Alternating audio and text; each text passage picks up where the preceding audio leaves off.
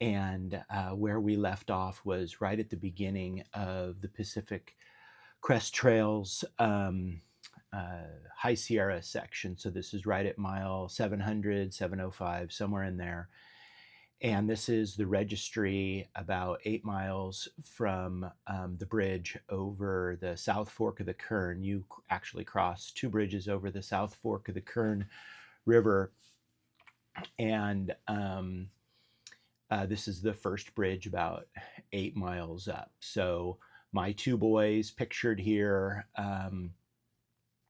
they did the PCT in 2020, and they're on their way to go do the CDT this year, and they did the AT in 22. And so I was really happy to have them join me for this section. This is a notoriously good section, kind of what some would say is the absolute highlight of the trip. I would certainly say it's the most technically difficult part of the trip. We had done this whole section with significant snow in 2020, and that'd be Naomi and I and our two boys. They were 15 and 17. They had, hundreds of nights out under the stars and stuff. So super good experience on their side.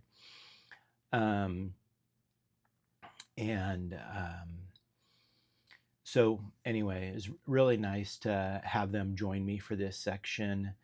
And I was really hoping to have 20 to 30% less snow in 2024.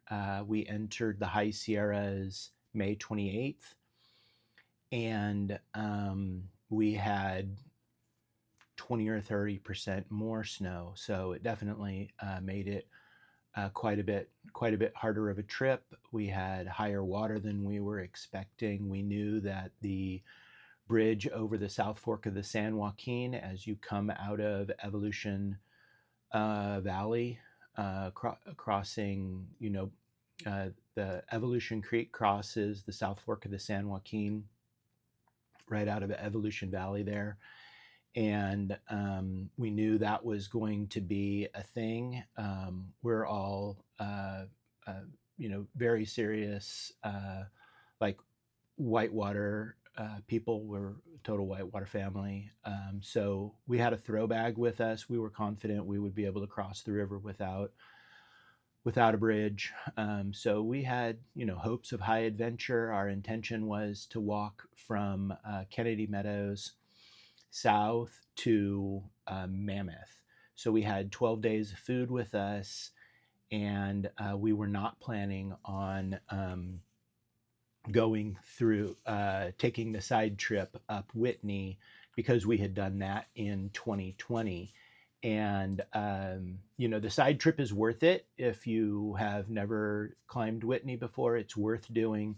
But I didn't really feel like it was worth, doing it again. And it actually gets delicate when you start carrying more than 9 or 10 days of food. If you're going to do Whitney, you need to pack at least an extra day of food.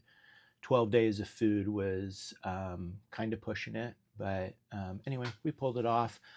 As you'll see, we didn't actually go all the way to Mammoth. We actually came out of the High Sierras at Bishop Pass, because we had some communication with my wife, their mother, Naomi, that there was an epic storm coming in, and we were not interested in the three of us spending, well, we actually had four people. We weren't interested in the four of us, huddling in a triplex for 4 days. We clearly brought I had a tent, but they didn't bring a tent. It was just for, if a storm came in or something like that. We actually never set the tent up. I didn't set the tent up in the High Sierras at all, as it turns out, but we'll just kind of truck along here. So this is, just some of the very first tastes of the High Sierra section, these giant meadows that, a reasonably sized creek is flowing through. So that's their buddy Toshi on the right hand side. He'd never been backpacking before. He didn't understand how to keep his body cool and keep the sun off of him simultaneously. He didn't really know how to pack. And a lot of the things that we were saying to do while he was packing, just really didn't make sense to him. Like he thought he was going to be bored sitting around camp and stuff. And so he had like 3 books with him. We warned him to not take it, but we all have a learning curve when it comes to backpacking. So no judgment on his side. It's just that when you have a heavier pack, you put in a lot more effort. That's just how it is, and so it makes your days much harder if your pack is heavy. His pack was heavy, and so this is us just making our way up some of these initial valleys as you cross up into the higher lands. That's my son Kai. And this is us and getting ready to camp at night 1 in the High Sierras. That's the South Fork of the Kern River. That's Teo.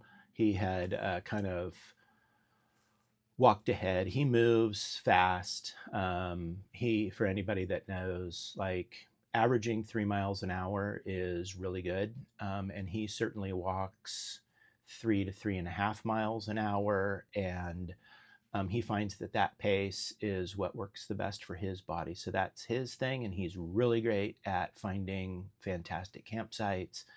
So this is a picture of him right where we camped. This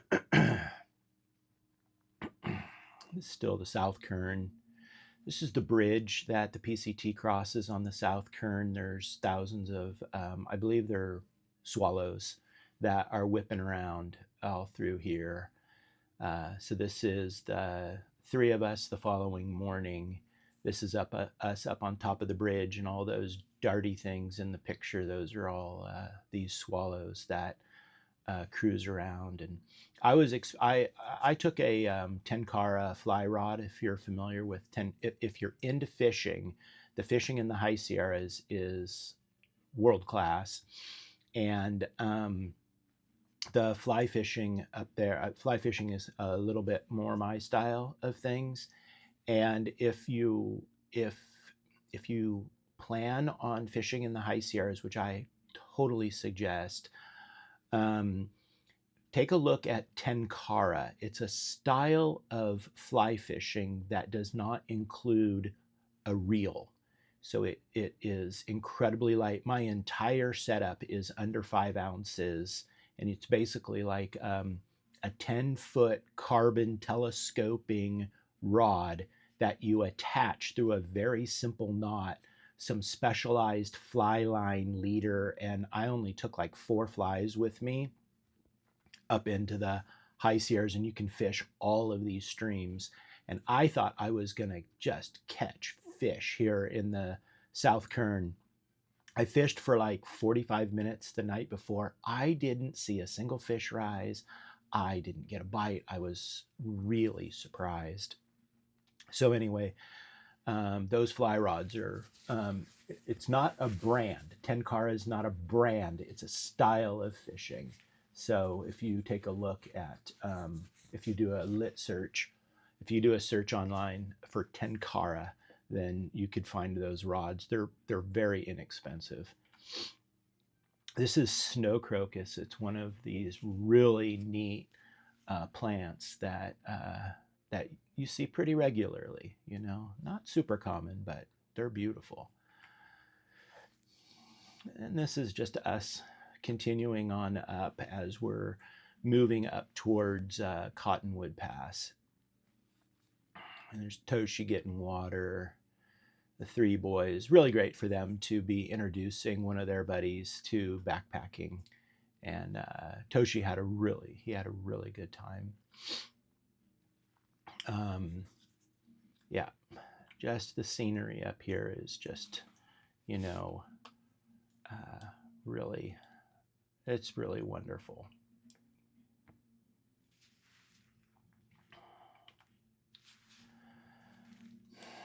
I think that these are cedar trees. I think these are cedars that are up there that look like this, but um, I'm sorry to my botany teacher that taught me all of this stuff.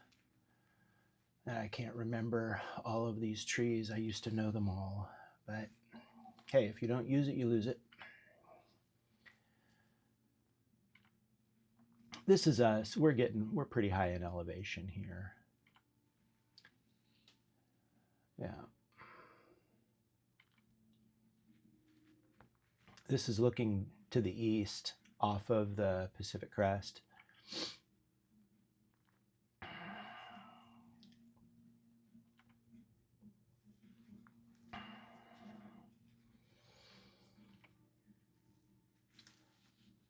This we're probably getting up to that chicken, what is it? It's like Chicken Foot Lake or something like that.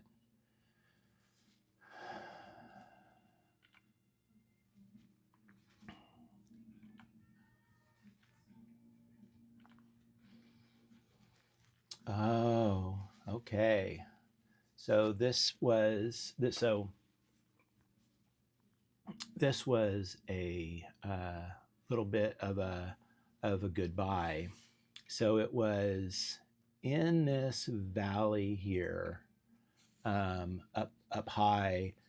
Toshi was starting to struggle a bit, and so Kai kind of led the conversation of, "Hey, if you're going to bail out of this, because this is going to start getting much harder." This was like day 4. We had done like maybe 70 miles or 60 miles, whatever it is, and we were up near Cottonwood Pass, and there's a trail that we could take down to the trailhead at Cottonwood Pass, and Toshi would be able to get off trail. He was a little surprised at how much effort it took and how little air there was up there, and just the lifestyle of living out in the woods was just something that he's not familiar with. He kept a really positive attitude, um, but it was, it's challenging, and so Kai kind of led a good conversation about, well, hey, look, you've had a completely successful introductory to backpacking. I mean, that's a serious, great thing that he did. And Kai helped make sure that he felt comfortable with that. But then ultimately, Toshi got to walk for about 8 miles and make a decision of whether he wanted to drop down to Cottonwood Pass. And we've all learned that you don't split up a trip. You don't you generally don't want to split up, and just be like, okay, well, see you later, and have him walk the 6 or 10 miles down to the parking lot by himself. And so we all went down there. He decided to leave the trip, and then he was going to hitch from the campground down there. He was going to hitch to Mammoth to get his car, and then he was going to go ahead and go on home. And um, so that's what ended up happening. And so this is us up at the top of Cottonwood Pass. The next day, we had finished getting back up onto Cottonwood Pass, so the three of us could go and take on the high Sierras. And I'm really grateful that Toshi chose to leave. It really seemed like the skill set required and the strength required was a little bit past him, and it's good to be conservative, and it's good to make good decisions out in the wilderness. There's no need to cause problems and be nervous all day and stuff like that. So it's good to be smart out there. And I think for a lot of people, I think that skipping the high Sierras is a super legit way to do it. You can, you know, you can you can use the desert section to get fit. Kind of everybody does. You don't have to do Mount San Jacinto. You don't have to do Baden Powell. There's no have to anythings, when it starts turning into these, you have to do this to be this or to do this to fit this definition, that's really just your ego talking sometimes, not exclusively, but that's kind of where that stuff is coming to. Now, if you have your own personal goals about things, that's legit and that's cool.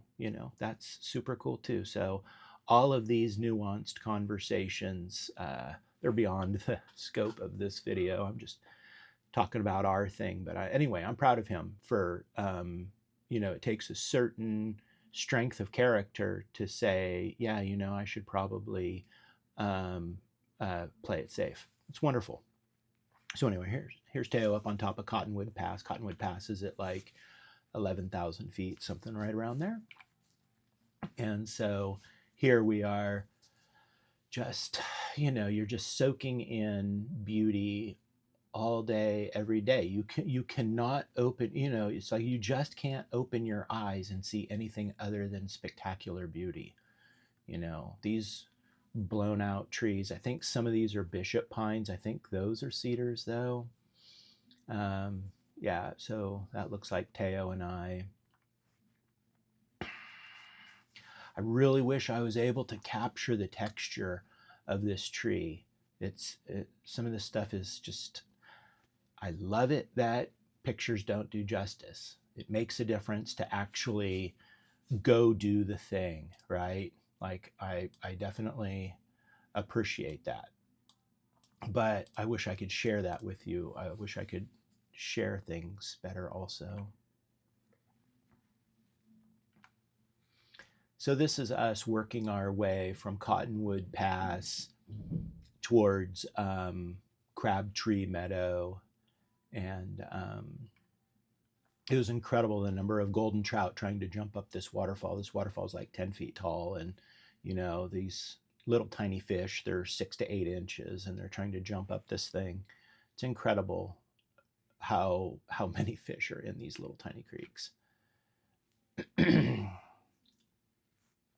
Yeah. We caught quite a few trout out of this little creek. This is the next morning, getting across this little creek. It's cold water. We're this style where we basically would take our socks and shoes off and walk across. A lot of people bring water shoes. That's a really good way of doing it. We spend a lot of time without shoes on, and so our feet can pretty much handle it. And who wants to have wet socks and shoes all day?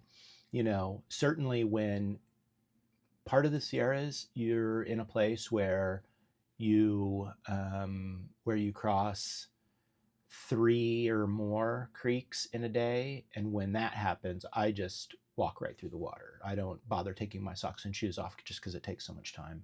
But if it's just going to be one creek, I'll take my socks and shoes off.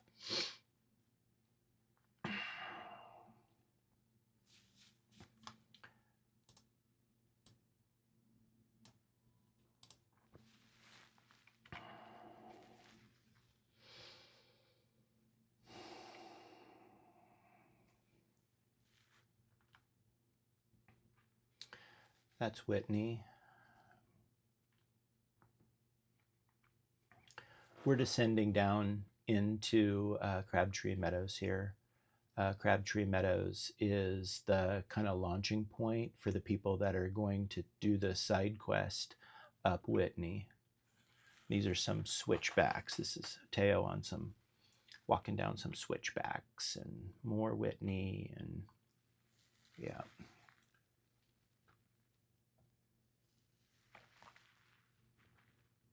So this is that Crabtree Meadow. I think this is the lower meadow. You have to go off trail, off the John Muir Trail or the Pacific Crest Trail. to go to the upper meadow. We took a couple hours here in this meadow and fished, and one of us is fishing in this photo somewhere. It's a really neat meandering creek, and there are hundreds of trout in this little creek. There are all those little golden trout. Really beautiful, crystal clear, 2 feet of water, swift moving flat water. Really beautiful. There's a little bit of an idea of what that's like. There's some little pockets that are 4 to 5 feet deep. Those are really infrequent. That's where the bigger fish are. So I think Teo caught 8 or 9 fish. Kai caught 2. Yeah.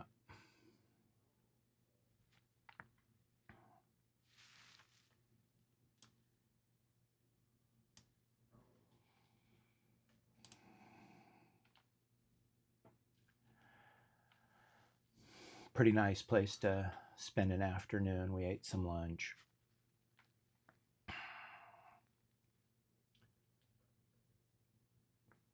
One of my better memories from the High Sierras with the boys.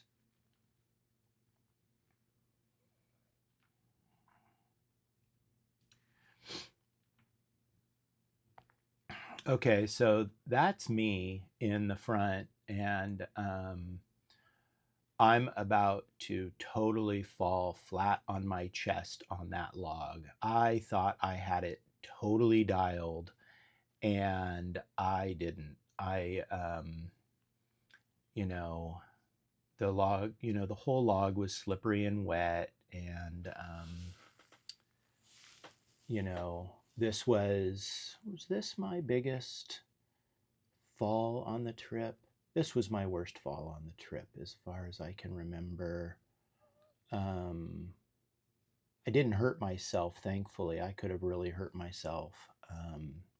But I did lose my sunglasses, which, for those of you in the know, the High Sierras have a lot of snow. And hiking through snow when it's a bluebird day without sunglasses is unhealthy and not comfortable. And so, anyway, I'm literally 2 steps away from my right foot coming off the upper side of that log, and just total rookie move on my side, landed flat on my chest on that log, thankfully. And my glasses popped right off of my head and into the creek. So that's what happened there. And then promptly, Teo whipped right across it, no problem at all, followed by Kai, as I went and downstream and walked across the creek. I was already wet, so whatever, and got to lick my wounds from that. Yeah.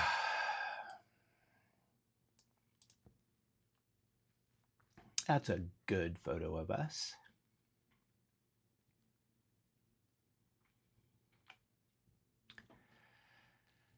Yeah.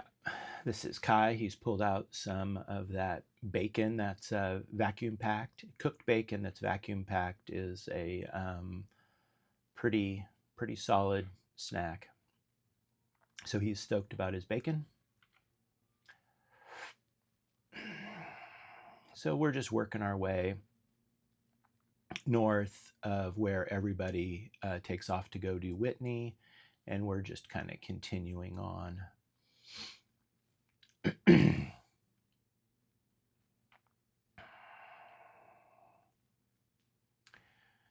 Marmots. There's so many marmots out here, and they're just,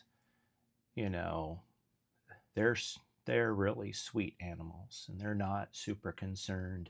I know that Teo in 2020 got to pet 2 or 3 of them. He's pretty good with animals, and so on this trip, I don't think that he took enough time anywhere to pet any. But yeah, this is a plateau somewhere, somewhere up in the high Sierras, and the really sweet experience. I came across one of these young women um, that was up on top, and she was just sitting down. She had her pad out, and she was sitting down about, I took this photo. She's sitting 10 feet to my right. Well, my kids, for whatever reason, they were about 10 minutes behind me. So I got to connect with her, and I walk up on her, and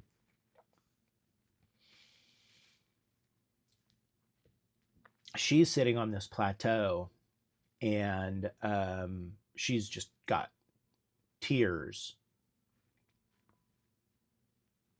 coming down her face.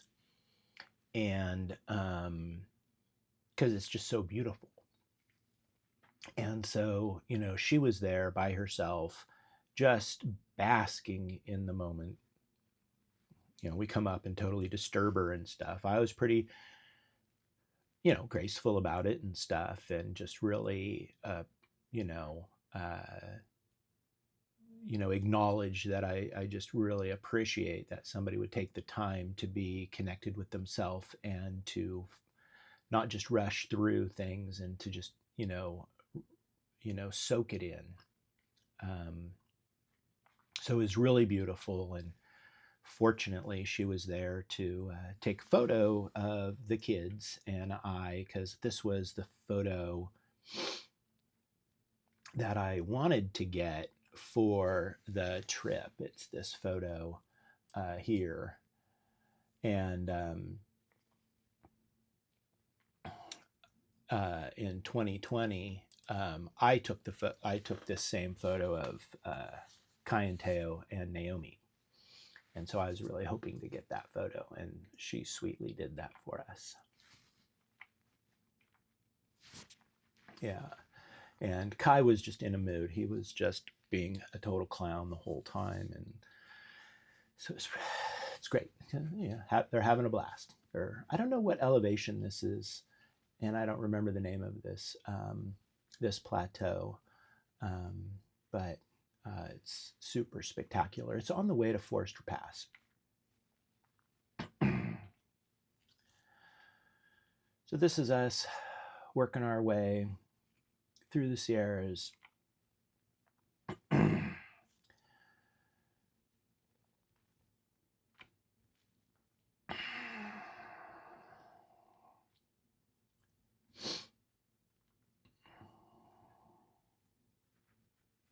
So these photographs were taken with a Samsung S23 Ultra. I'm obviously not a photographer, so the camera makes up for my lack of skill quite a bit.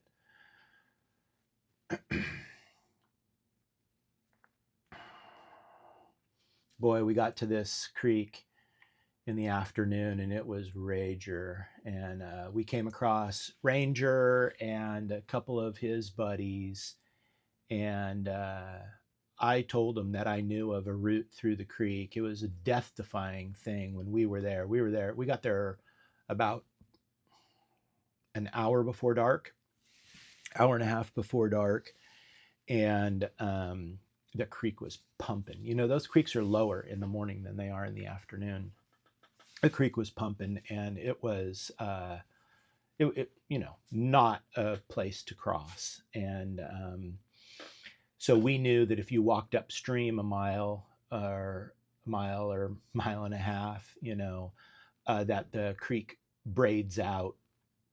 So this is the main crossing that you have to deal with between Whitney and or Crabtree Meadows and Forester Pass. That's my memory of it. I think there's two, but the other ones are super safe. This one's wickedly dangerous, but if you just go upstream a mile or so, it starts to braid out, and you can cross like three of them. And so here's Teo making sure that these people get across safely. You know, both the kids are raft guides and super good with whitewater and stuff, so they're really adept. And most people don't spend hundreds of hours, you know, walking in rivers, where we've led many canyoneering trips. And so we've just done it a lot. Everybody is different. Some people are really good with buying and selling stocks, you know, and we all have different skills. And so this is the kids just making sure that these guys get across this river fine. And it was fine, no big deal. But freaking cold, man.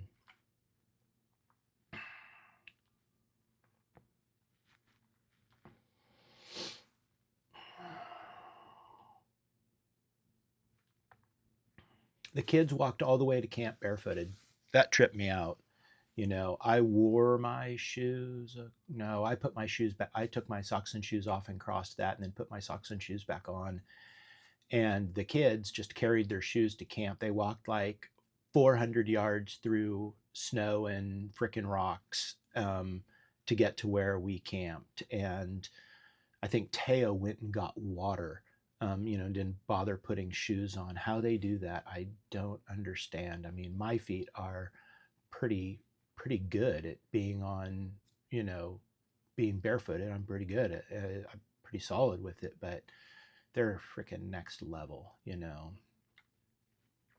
This is us the next morning setting out to go do Forester Pass. Forester Pass is the tallest point on the PCT proper. It's around 13,000 feet. That chute behind the boys there, that's the chute that you see all the photographs of. You cross right below that chalk rock, right in the gully there.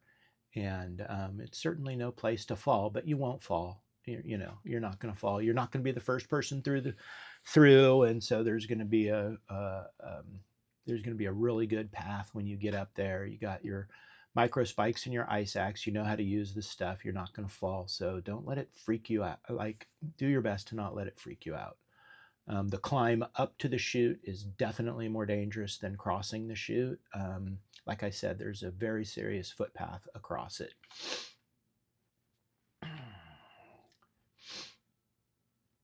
This is us just kind of taking the more direct route, just kind of going up the snow fields. The switchbacks were covered in snow when we got there, so a lot of times it's easiest to just go straight up the mountain. Everybody has different skill sets. All three of us are. The boys they're good rock. They're real rock climbers. They're good rock climbers. I can rock climb, but I'm not good at it. Like I'm not good at rock climbing, but I can do it.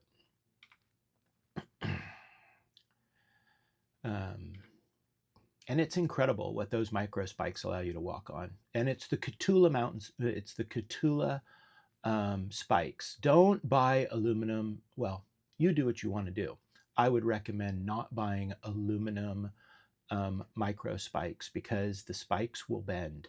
The Cotullas are $80 to $100. You want them to fit tight on your shoes. You're gonna take them off. You're gonna put them on and take them off.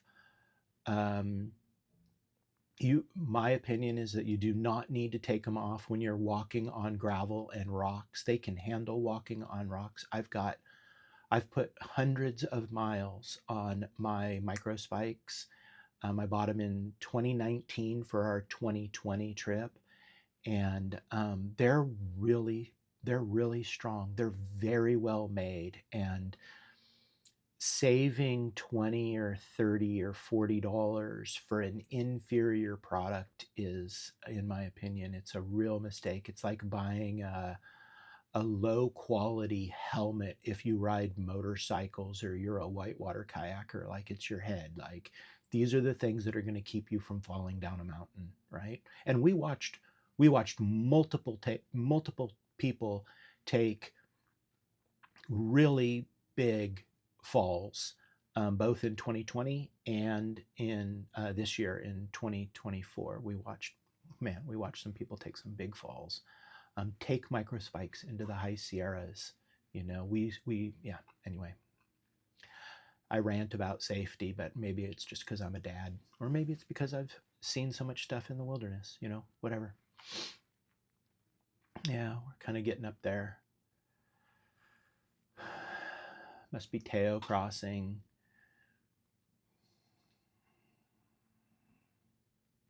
This is that, the crossing area at the top. This is a picture of the chute going down. So certainly not something you want to fall down. You wouldn't stop, you know.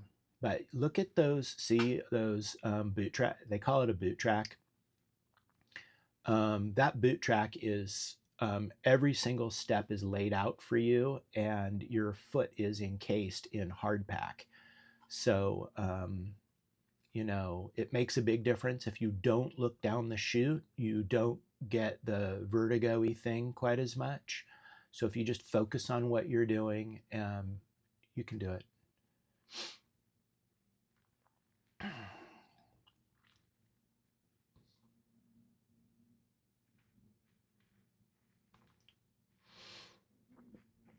Great photos.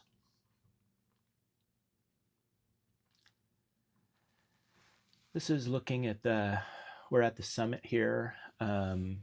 So we're right around 13,000 feet. This is looking to the south into Sequoia National Park. And when you look north, you're looking into Kings Canyon. Yeah, so this is the summit. There was 2 or 3 other crews up there. And okay, so what is that? 13,200 feet, Forester Pass. Yep. Now we got a few photographs of us here. Good photos. Beautiful day to be up there. Worth the effort. This is how you get down. This is how some people get down. This is how I got down. And, it's like there's still a lot of kid in me, but, it's a pretty bouncy, pretty rough, pretty fast ride. And, I don't know if I should be doing stuff like that, but you get pretty out of control. This was a really long slide, probably 200 yards, 300 yards. Teo, this is a picture of Teo, great photo of him. He's getting pretty out of control and letting himself fly along pretty good. This must be Kai coming down. He was moving really fast and he kind of tumbled at the bottom. Yard sailed quite a bit. Good fun laughing. This is, we're heading north. This is entering the upper reaches of Kings Canyon. So we're now in the Kings drainage. And this is the snowfield on the backside of Forester Pass. And so the rhythm for many trips. It's a really smart way to go, is that you just do 1 pass a day. You do 1 pass a day and you get up super early in the morning. We were getting up at 4:15, getting on trail, hopefully before the sun comes up, because you want the snow to be really, really firm. And so that you walk on top of the snow, because it freezes overnight and then it starts warming up in the daytime. And so then when it warms up, obviously you're going to start sinking. And when you start sinking, if you're sinking into up to your knee, or up to the middle of your calf, or up to the middle of your thigh with every step, you're going to get really tired. And the one to really pay attention to is Muir Pass. Like, you just do, my opinion, right? You got to leave really early to go up Muir Pass, because it's really long and it's really flat.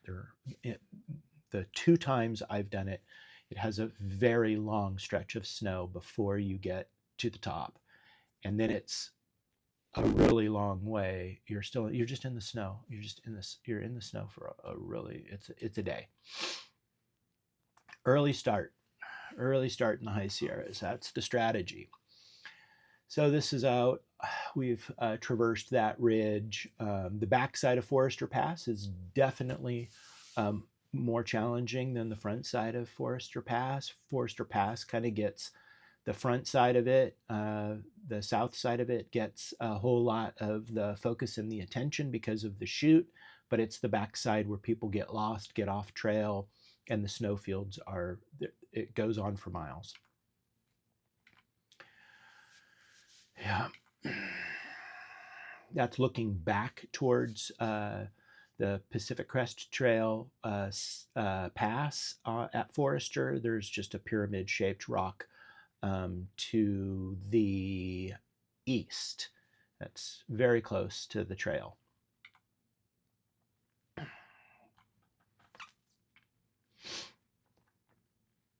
And here we are. We're just making our way down out of the snowfield, and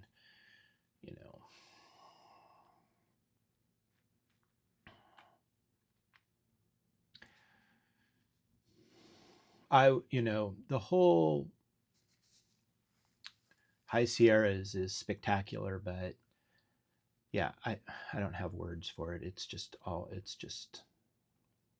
completely it's completely great.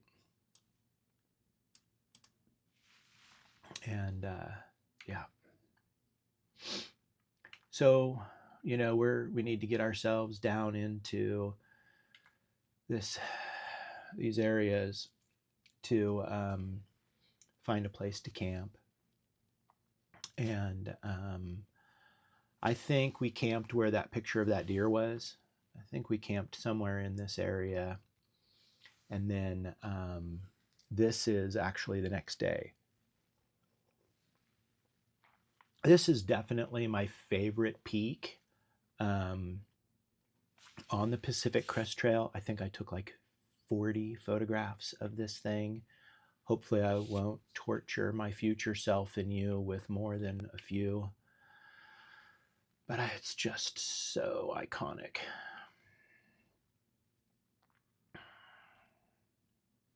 Yeah, see, lots of photos. Okay, so here we are getting up, and we're getting real close to Kearsarge Pass. A lot of people take the trail and go out over Kearsarge to drop into Bishop or Independence, I think it is, to do a resupply. But we had plenty of stuff, so we're just going to continue on. This is me with my Topo Mountain Racers and my Catula microspikes. I think I just put them on for the day. That is overlooking Charlotte Peak. And so this was maybe, I don't remember what order the passes go in. Maybe, I think this is maybe Glen Pass.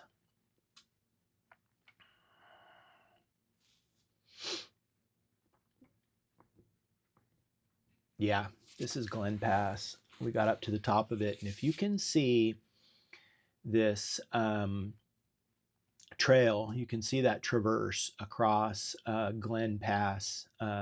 So we're at the top. This picture is taken from the top. The hike up Glen Pass is easy. Getting off of Glen Pass was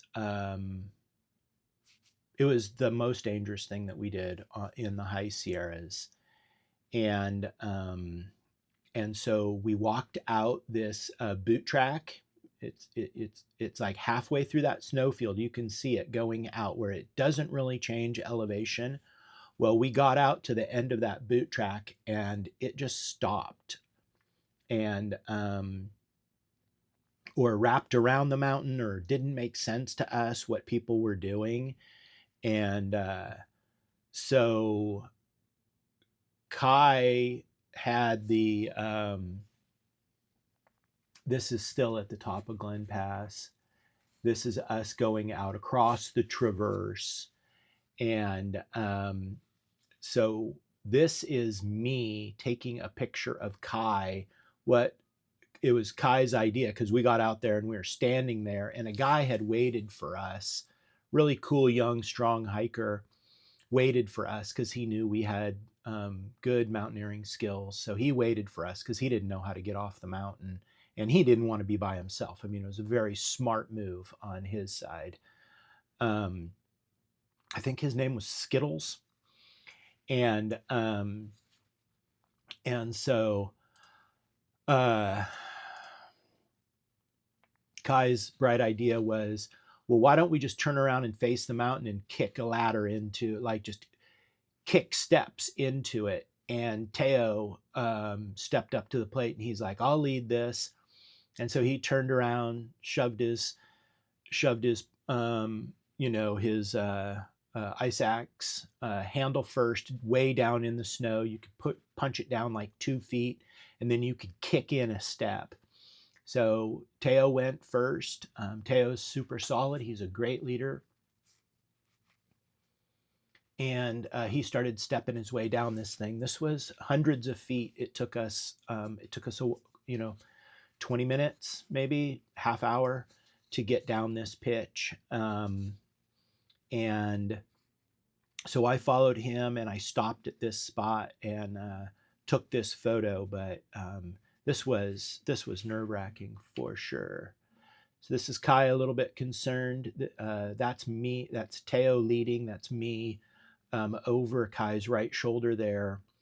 And so Kai is a little bit on the concerned side, but we all did really good.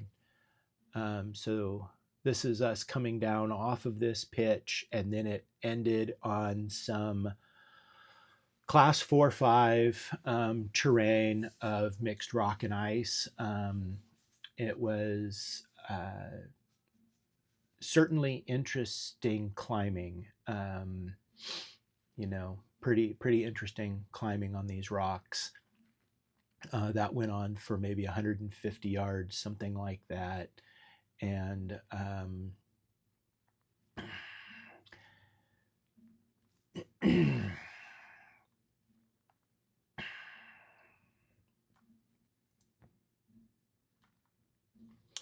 so we came down the rocks for probably another 10 minutes or something like that. And then we all decided as a group that it was safer to be in the snow proper. The snow was really high quality. It was really, it had consolidated really nicely. And so we got back in the snow for another pitch in the snow. This is us. We've gotten to the bottom of this, and this is us, I believe, entering Ray Lakes, which is arguably the prettiest part of the High Sierras. But it's all kind of silly. It's like saying, well, which is prettier, a red-tailed hawk or an osprey? Like, it's a silly distinction. The whole thing is stunning. And we had caught up with another crew, or they caught up with us. It doesn't matter. I don't know. But we all linked up. And yeah, a really great, there's a loop around Ray Lakes. So if anybody doesn't have 5 or so months to go do the whole PCT, if you want to just go hit a really great section, just go do the Ray Lakes loop. It's world class.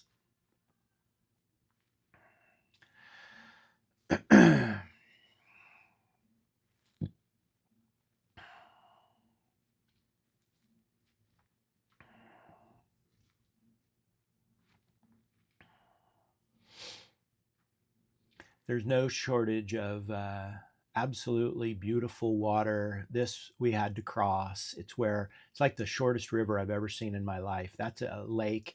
This is like a river that's like 40 feet long. It drops about a foot and a half between the upper lake and the lower lake, though. So it's great. And it had huge fish. It had rainbow trout.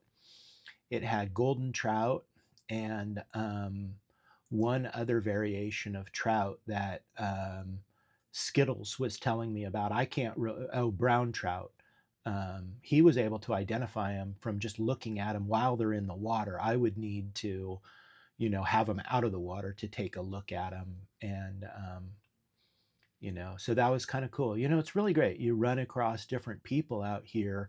Like, I don't think it was this day, but it was like a couple days later that we ran into a guy that had donated a kidney. Then he started a whole nonprofit company to like convince people to donate kidneys to people that need kidneys. And it's just like, what a lovely thing. And he was out there for his nonprofit, proving to other people that with one kidney, you can still go and do super rad adventures and stuff like that. Great guy. His lady was trail angeling him, and a wonderful group. I really wish that I knew the organization that he founded, but I don't know it. Anyway, wonderful, wonderful man. And that's a serious donation. Giving blood is one thing. That's a pretty precious commodity that you have. And but giving a kidney, like, pretty good thing to do.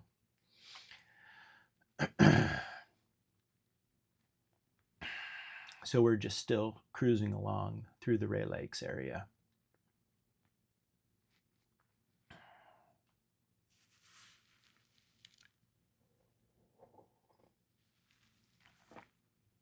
These are some of my like favorite views of where you've got like a really strong creek or a river, but you can capture the river and a mountain in one frame. I really love those photos.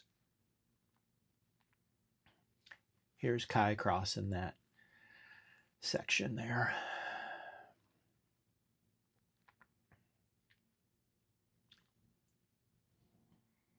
And we're just continuing to work our way down through, getting out of the snow. And there was a section down in here that the trail had been blown out that took us like 2 hours to get through. There was no trail. An avalanche came down. So that's something that's very real, is that in the high Sierras, avalanches happen, and they'll just cover the trail for 100 yards or a quarter of a mile in avalanche debris. And so then you got to work your way through it. And it's just part of what the deal is.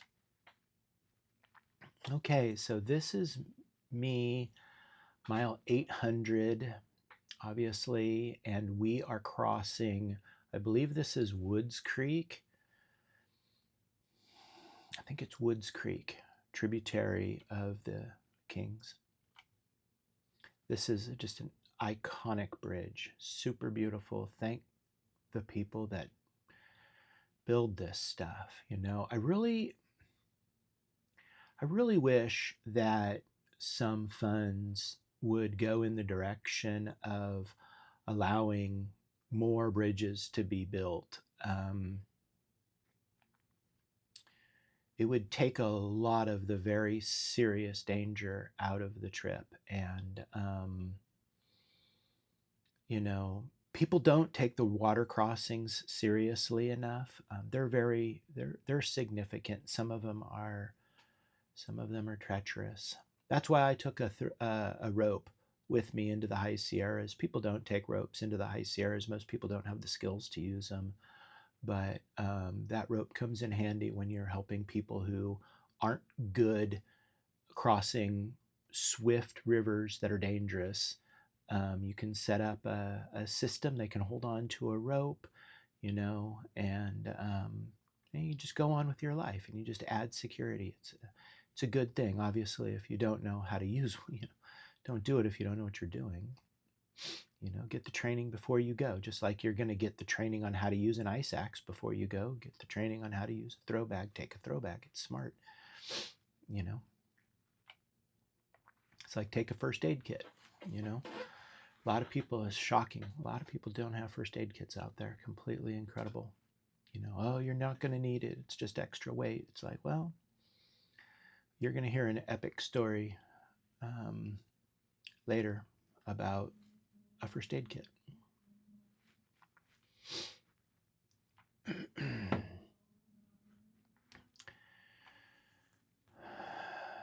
this is Kai. You know, you get into these modes out there that are just nonsensical. And he's like, I'm going to stand here with this pile of rocks and I'm going to build a bridge across this creek. I don't want to get my feet wet. I don't want to take my shoes off. He literally 15 minutes threw rocks into this to build a bridge and ended up taking his shoes off. But I appreciate the effort that he put in, and it's fun to do do what you want to do. There's no hurry. It's all good. Teo started pitching in. Took him a while to realize this is just not going to happen. This was some sweet little ground bird that I saw a nest. Really, really sweet.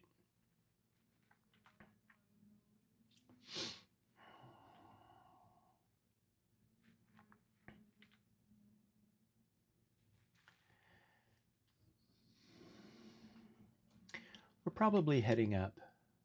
This is probably Pincho Pass.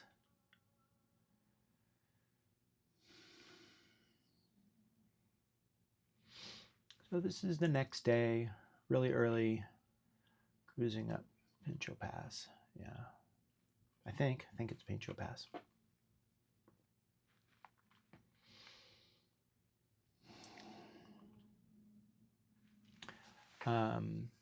I was talking earlier in this series about how the trail provides, how there's this phenomenon where things just magically happen. The things that you need show up. I told you that I lost my glasses, and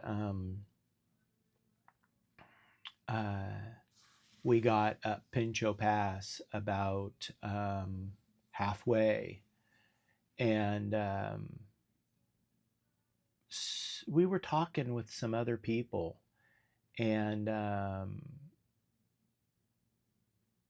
somehow it came up that I had lost my glasses in a creek, and the guy's like, "Oh, I have an extra pair of glasses," and then he tells us a story about this and that and whatever, and he's like, "They're a little bit messed up, but they'll totally work," and he hands me a perfectly good pair of glasses.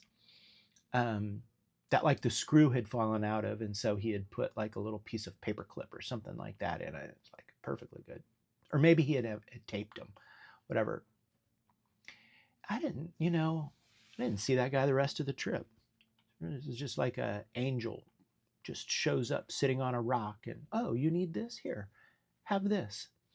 That's not an uncommon experience on the PCT, right? I'll tell 3 to 5 more stories that are just uncommonly cool, serendipitous things that happen. Yeah.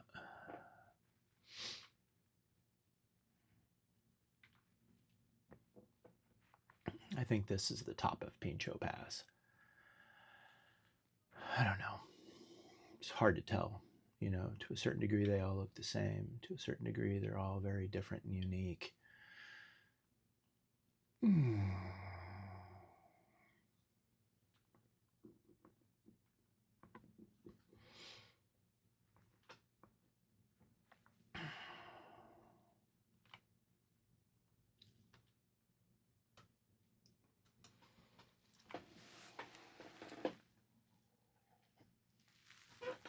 So it's kind of the same thing every day. Get up really early, get on trail, walk on top of the snow, get to the top, truck along, find camp as close to the snow on the next pass, and rinse and repeat day after day. This is Mather Pass. There are multiple ways of doing Mather Pass. And we decided to climb the rocks on the left. And this was reasonably safe. For us, it was reasonable. You wouldn't want to fall if you're not a rock climber. I don't think you'd want to do it. But a really easy way to get to the top. but maybe not recommended. It's on the left side of the switchbacks. Switchbacks were all gone because they're just all snow covered. But anyway, this is me taking a picture of Kai. And anyway, this is Australian guy, Neptune, maybe? Really good dude. Really good dude. This is, man, 10 minutes before he takes a horrible fall. He falls hundreds of feet down the north side of, and when I say falls, he slides. He had an uncontrollable slide um, that, you know, this guy's never been in the snow before, you know, and he didn't really even, he made a little bit of a footing error. Teo had pointed out to him. Um, that's a great photo of him. This is the other guy that fell off this hill. And this guy was like, I don't know what was going on with him, but he didn't have micro spikes with him. And or an ice axe. He didn't have micro spikes or an ice axe, and he's like taking on the high Sierras, and that, you know, that's a recipe for problems. And just after this photograph was taken, uh, Teo, in his general fashion, he is in the lead, and there was a rock that was covered in clear ice. It was, you know, a quarter-inch thick of ice, no snow on it. Pretty slippery thing. Don't step on it. And it was a really awkward step around it. And Neptune just made a mistake, and he just started. He took a, you know, a 4 or 5 foot fall onto hard pack icy snow, and it's steep, and so he just started whipping down the mountain. And you know, homeboy made the move. Like, he did exact, you know, Kai and Teo and I all yelled axe at the same time. And I was maybe 100 yards down. Teo was maybe 120 yards down. Teo started sprinting across the mountain to, because there's a cliff about maybe 300 yards down. There's a cliff that, you know, is wouldn't be okay. And so Teo goes sprinting across the mountain into his fall line. The guy's careening down, but Neptune made the move. Neptune is that guy, and he deployed his ice axe. And it'd be really nice to have like slow motion video of what he did, because he did it right. He arrested his fall. Um, and kind of appropriate. He kind of he yard sailed his stuff a bit, his hat and his sunglasses and a couple of other items, went whipping on down the mountain. Teo just ran around on this thing. Teo's so good on his feet, and you know, he was catching these things as they were sliding down in the fall line. And so no harm, no foul. He banged up his arm pretty good, but he's, you know, solid man. Took the hit really well. Didn't turn into. Sometimes when people make mistakes, they get really mad at themselves and start, you know, and it really affects them and stuff. This guy shook this off like, you know, solid dude. This guy on the left, he boy, he took a fall. He needed micro spikes. He took a fall. He just went whipping down the hill, and he was able to slow himself down with his pole somehow. You know, whatever. But it was probably the most negligent thing I saw on the whole trip. And it's all, you know, people, you know, whatever. Yeah, it's another good photo of the kids.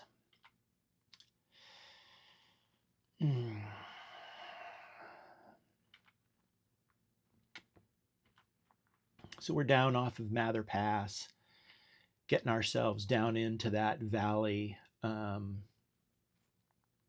below Mather Pass.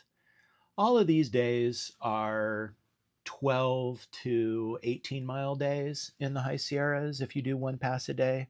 Maybe there's one that's 20 miles. I think we did one day. I think we did one day that was more than 20 miles. Yeah. Love it. Look at that. Like, get me out of here.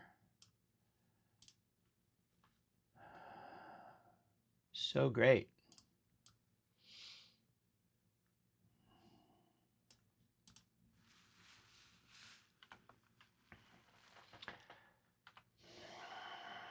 This is the Golden Staircase. The Golden Staircase is properly done going north to, let's see here, south to north, because you go down it. Man, this is steep. This is a steep thing. And, you know, these people that put this trail together, that put this section of trail together, I mean, there's so much work that has gone into this trail. These people, you know, these are stairwells. This stairwell is like over a mile long, and it drops so much. I don't know. Call it 1,200 feet. Maybe it's more. I don't know.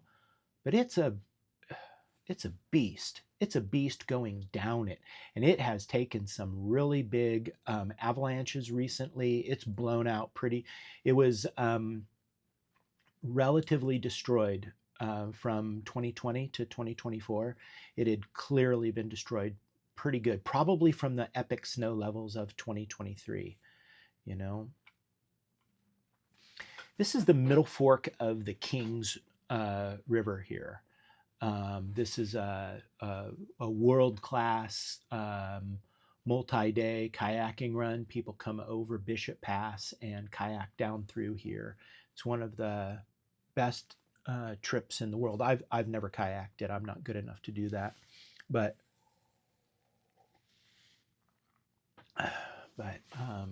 I've definitely watched some videos of people doing it. It's worth watching. It's pretty epic.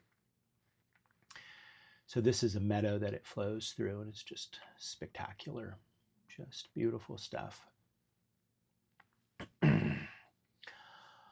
Okay, so this was where we had been hearing for a day or two about a big storm coming in. So I had gotten a text through the Garmin from Naomi that a 4-day storm was coming in. And so we had a decision to make. Either we needed to continue on with the possibility of getting you know, a fair amount of snow and being kind of socked in for a number of days, or we could just go out at Bishop Pass. We chose to go out Bishop Pass. And so this was probably like day 10 or something like that, or day 8. I don't know how many days it was to get to Bishop Pass. And so anyway, we changed our plans and went out Bishop Pass. So these are photographs of us on the day. I think we did 22 or 24 miles. We did the previous pass, and I think it's Mather, and then dropped into the Middle Kings, and we took a long lunch break, and then hiked late into the evening and went out the Bishop Pass trail for a couple hours to get up a few thousand feet up, and then we're camping, do the rest of the trail the next day. So these are some photographs of not the Pacific Crest Trail. This is the Bishop Pass Trail that is heading east off of the Pacific Crest Trail. It's one of the main trails that people escape the Pacific Crest Trail in the High Sierras to go do a resupply. Very, very classic place to resupply. So this is us working our way up. Yeah.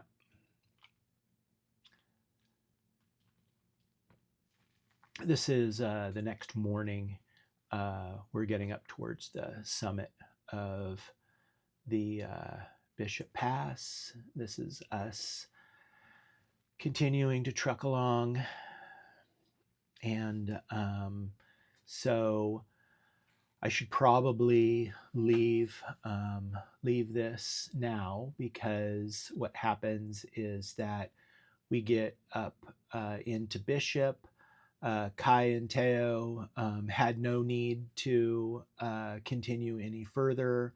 Kai hitchhiked to go get the. He hitchhiked to Mammoth and got his car, came back, and we drove back to our home about 4 hours away to weather the storm. And as it turns out, there was not really a storm, but the kids had had enough. They're like, we've done this. We don't need to do this. It's pretty tough going out there.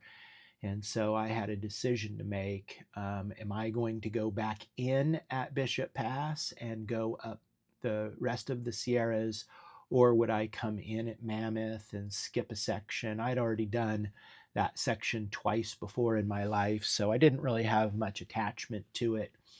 But I also had continuous footsteps, and so, so I, got 3 or 4 days at home, got to think about things a little bit, and then my mom's going to drive me back to wherever I decide to get back on trail.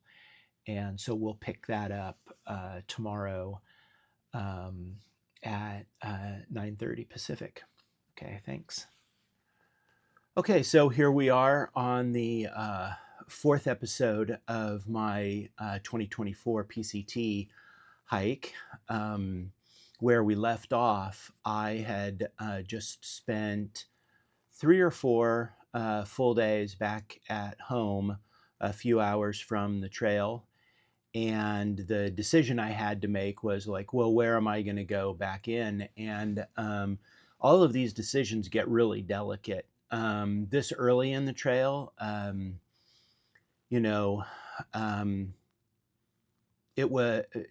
maybe it's an easier decision early on trail. I had continuous footsteps from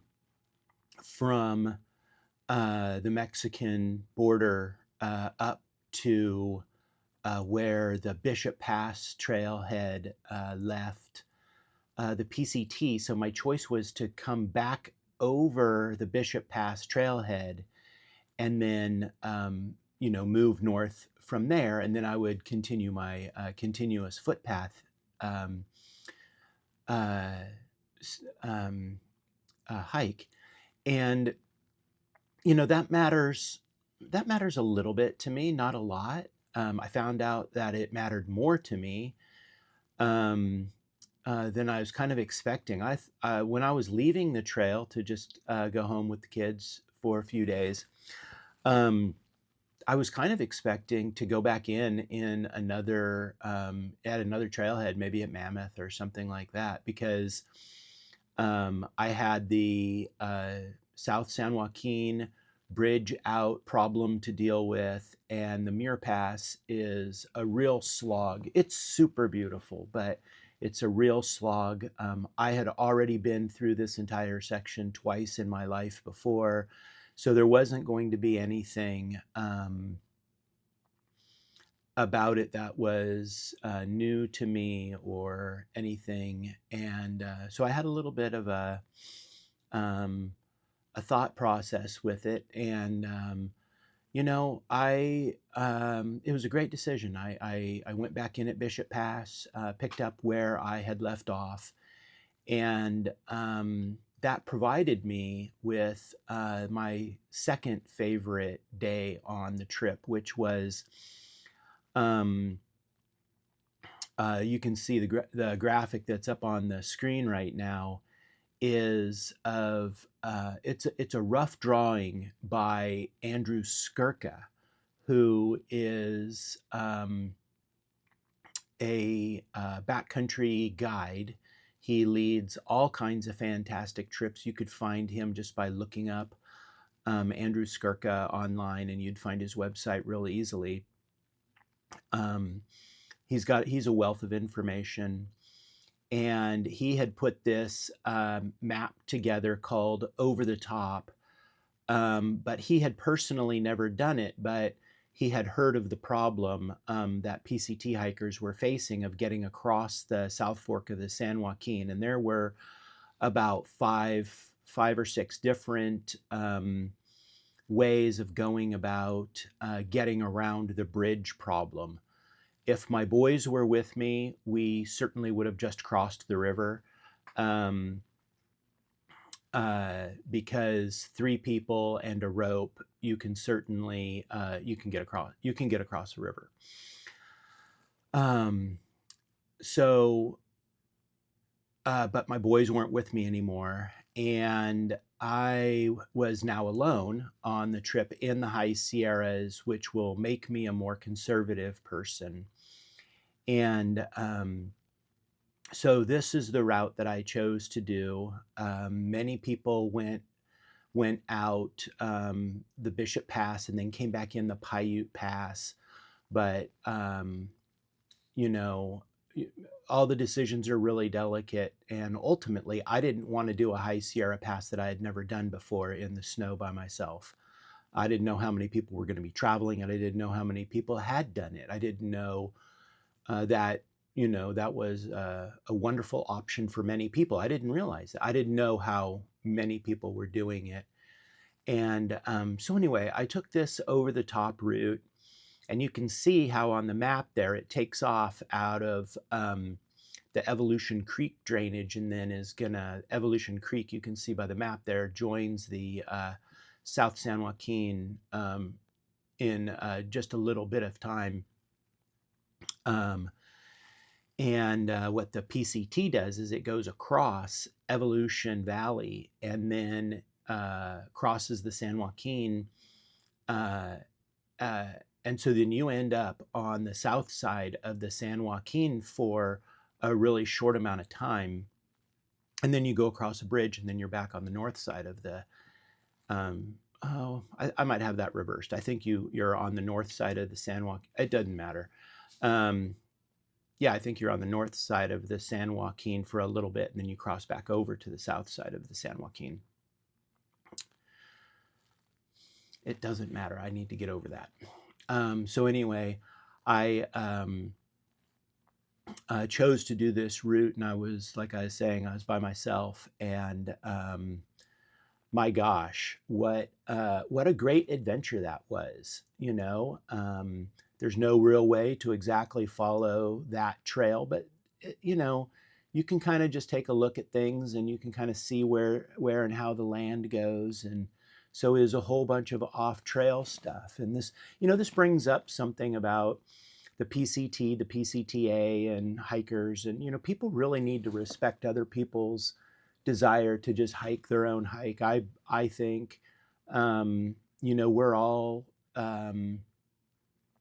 everybody's got an opinion about things. Sometimes those opinions don't line up, and there's a lot of people out there chastising people for walking off the trail because you're going to disturb the land. And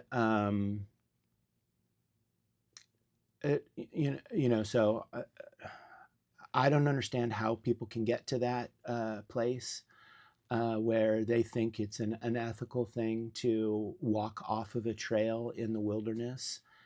But to each their own. I really enjoyed this hike. It was some of that route finding, and it's like, oh, how am I going to do this? How am I going to do that? There were a few exposed sections and some giant slabs of granite to walk on, and it was neat. It probably took a little bit under 2 hours to do it, but it was maybe my second favorite experience on the Pacific Crest Trail, other than when we were on the south side of Mather Pass with my boys climbing up those walls. So anyway, that was totally great. And so um, this is just more of the just epic beauty that's out on the Pacific Crest Trail.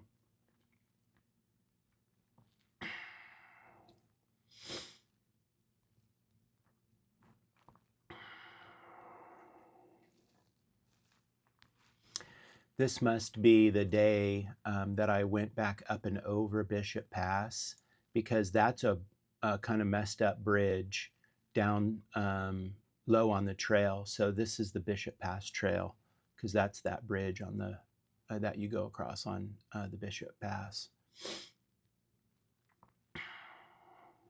And this looks like it's back down inside of the middle fork of the Kings. And so my job now is to walk up the middle fork of the Kings, up through its headwaters. And then I think you go off through Palisade Creek drainage, I think, I'm not sure, up into up to Muir Pass. Yeah, there's the Muir Hut here. And I started really, really nice and early this morning. Met a guy named Postcard in the hut, and had a brief sit down and stuff in there. That was really a really neat experience. I wonder why they cemented up this chimney. You would think that they would leave something like that, but you know, you probably end up with vandals or something like that tearing up things and burning wood that that I don't know uh, what it would be, but for whatever reason they needed to do that.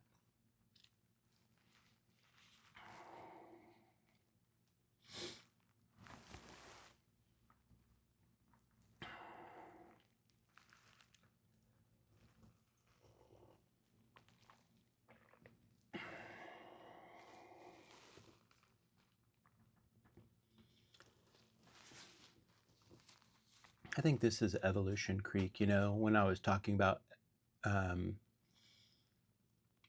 I think I have some of the names of the creeks messed up, because I think this is Evolution Valley here.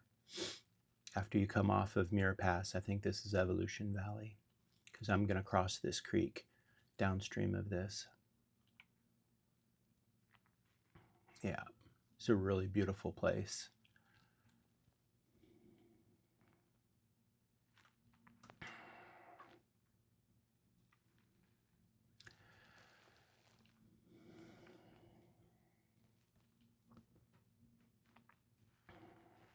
It's always nice to walk along these raging creeks, and you just imagine being in a kayak in these things. I mean, classic big rapids, really beautiful. This is the bridge over Paiute Creek, about a quarter of a mile before it confluences with the South Fork of the San Joaquin. That's the view downstream from that bridge. Romp, Stomp, and Whitewater.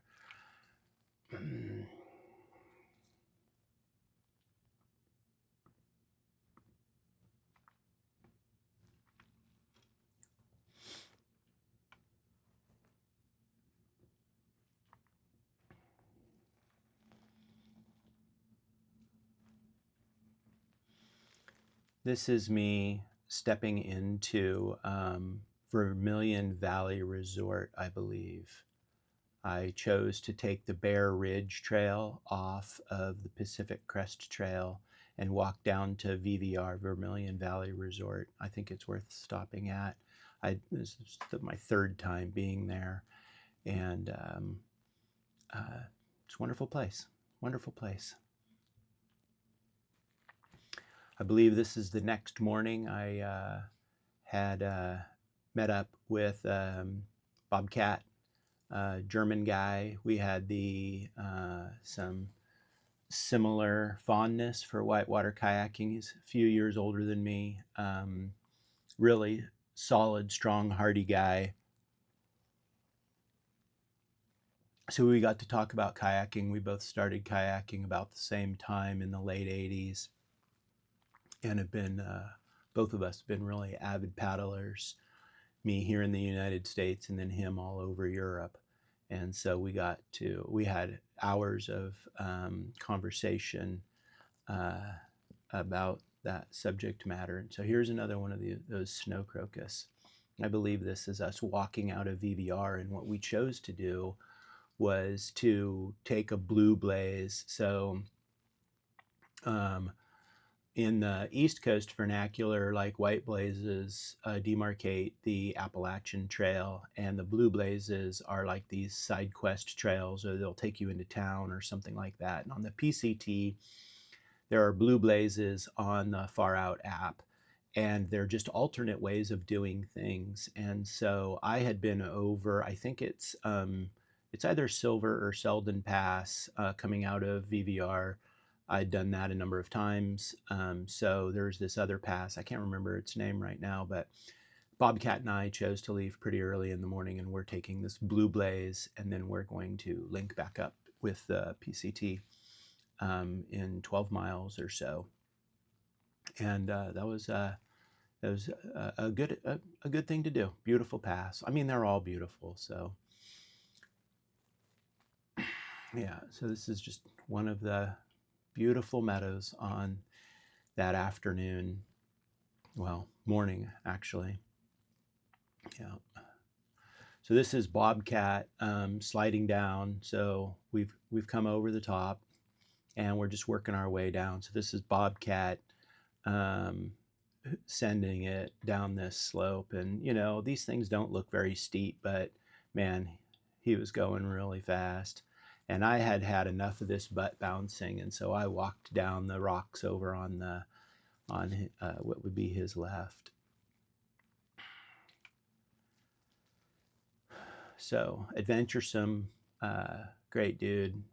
I'm sure, you know, you make plans out on the PCT. He really wants to come boating in California. I told him if he shows up, I got all the gear for him and stuff. So he's welcome to show up. We've got each other's numbers. That would be a good time. So we're down a little bit off the pass here, and let me see where this goes. Yeah, let me see here. Okay, so just after this photograph was taken,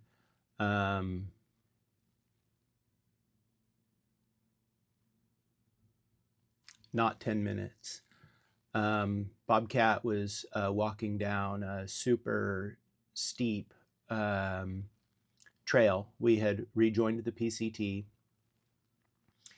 and he moves really, you know, you different people do things differently, right? And I was really strong and going uphill. And so I would move faster than him uphill, and he would move faster than me downhill. Um, and he was about 10 feet in front of me, and he was just, you know, moving fast down a really rocky, twisty part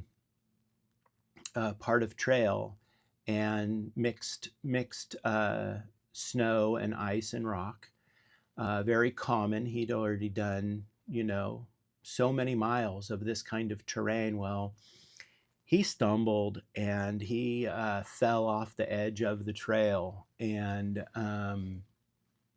you know, I watched the whole thing from 10 feet away, and he hit his head on a rock, and ripped his forehead open in a like an upside down V shape. Went from his right eyebrow up to his hairline. You know, not all the way from his. I mean, that's the general proximity of it. I've got a photo later, but uh, um, you know, it went all the way up to his hairline, into his hairline by like a half of an inch or so, and split up towards the top of his head, and then it stretched down towards his other eyebrow, maybe an inch or an inch and a half. So he had himself like, let's call it overall, like, let's just say 3 inches, but it swole up, and I'm like, I yelled at him, I'm like, hey, did you hit your head on that rock? And he like rolls over and he's like, yeah. And I was really grateful that he frickin' answered me, because he hit it so hard. And he's just gushing blood, So I'm right there. And, um, you know, we talk about how the trail provides. And it's a metaphor for life also, is that, you know, um, it's just, how is it that you access the meaning? What do you make up about the things that happen in your life? Are they just coincidences, or do things have meaning? Right. Well, I've been first on scene to a lot of uh, incidents in the wilderness, and so I carry a legit first aid kit. And certainly I have the skills to use it. I'm not going to carry something that I don't know how to use. And what's amazing is that I had been looking at these, like, this suture material, this adhesive suture material. I don't remember the name of it, but you can do a search online on Amazon, and they sell them, but they're $30 or $40 a piece. And they're these adhesive sutures. They're really, really incredible. They're like, you know, they're like steri strips on steroids. They're absolutely incredible. And I wouldn't know how to describe them, but they are what you want if you've got a big laceration and you need to close a wound. And so anyway, I've caught quite a bit of flack for carrying a first aid kit. It's very interesting to me. Um, but anyway, I carry one, and Bobcat and I had only met like 2 days before this, and we totally hit it off, and we're having a good time together. So we spent a couple evenings together. We hung out at VVR together, had a couple beers together with all the other hikers. Well, anyway, Bobcat's laying on the ground. We get him situated. I start checking vitals, pupil dilation, symmetry, these kinds of things, checking for concussion and stuff like that, to just make sure, do the best I can. There's not a lot you can do, but there are some things you can do. You can be smart about some things. And, you know, um, everybody's got a Garmin InReach out there, and it's like, if I started seeing like, unequal pupil dilation, or, cerebrospinal fluid coming out an ear, or stuff like, there's a lot of things that it's like a time to push a button, let's get a helicopter here. And, this solid German dude, he was like unfazed by it. His heart rate didn't even go up, maybe 5 beats per minute. I don't know what his heart rate was beforehand, but when I checked his heart rate was in the low 70s, right? And he was breathing normally, and I asked him a few questions about, his cognitive function, and he was solid. And really amazing, because he took a hit, man. And so the skin was spread apart, generally about a half of an inch, and it was gushing blood and whatever. And we've got nothing sterile. We're whatever we're drinking creek water. This is what's going on. And so I've got my first aid kit. He had some tweezers in his pack, and I needed tweezers out there way more than I thought. And anyway, so I picked all of the little debris and stuff like that and kept flooding it with creek water. And then I had just suggested we um, that we let it bleed a bit to get, the body uses the blood and the pressure to push stuff out of the wound, and you don't want to close something up and trap stuff in there so much. You want it as clean as possible. The body's really good at cleaning wounds out, and but that's delicate also because you don't want to trap really bad stuff in there. So you get the big chunks out, you clean it, you flush it. We let it ooze quite a bit, and I started just telling him a story. It's one of the things that I really like about emergency medicine first aid is, keep the person entertained, talk about what you're doing, keep a jovial attitude, be efficient, know what you're doing, right? Bring some skills along with your kit, and and I pull out this fancy suture thing, and it's like I had found it. I found it in a hiker box in Idlewild, and I knew exactly what it was. And I was telling stories about Hoot Owl and Summit. Well, Naomi and I in Hoot Owl and Summit, we were going through this box at the at a wherever we were in Idlewild, and we saw somebody had discarded a package of these things. Hoot Owl knew what they were also. And so we actually opened up the package, and he took one and I took one, and it was like a 3-inch adhesive suture material that it's like you apply it to the skin, you pull these plastic tabs off, you stick it to the skin, and then you pull off these other tabs that are very adhesive, and then you can pull the entire wound closed, and then you can stick it back down again. It's like a zip tie for skin.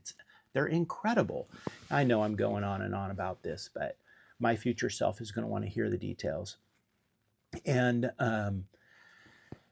so we get him all stabilized, and I'm doing this stuff, and this one guy walked into this scene where this guy's gushing blood, and he almost got sick. He's like, oh my God, do you even know what you're doing? And I'm certainly not going to say, no, I've never used this before, but I've wanted to test it out, which is what was going on inside of my head.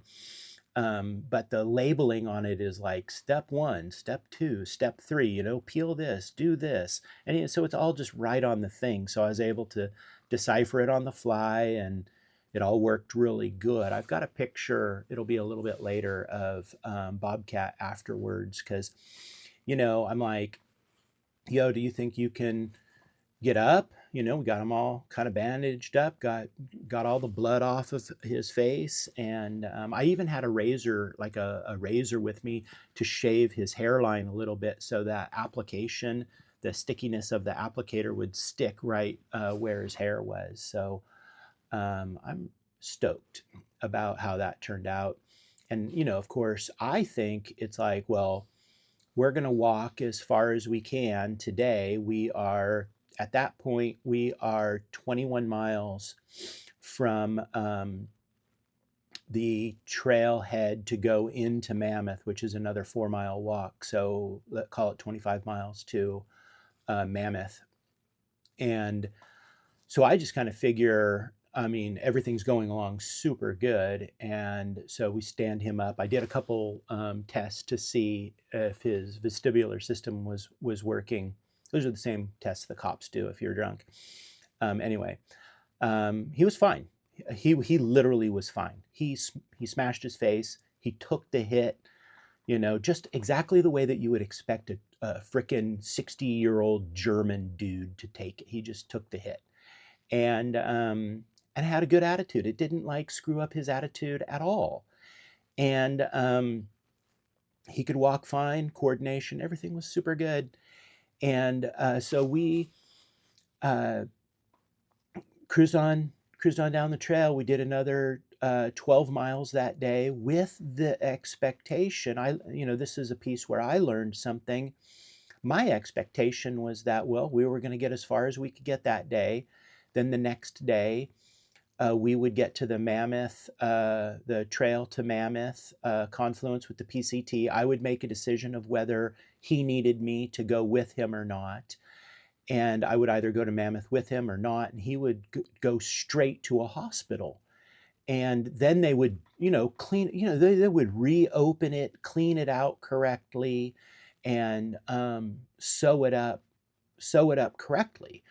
And but I gotta say, after I had applied the suture material and gotten everything kind of cleaned up and stuff like that, I took this one last glance at it, and other than about a ½ inch area that was maybe a millimeter separated, the entire cut was like totally approximated and obviously being held in position like really well.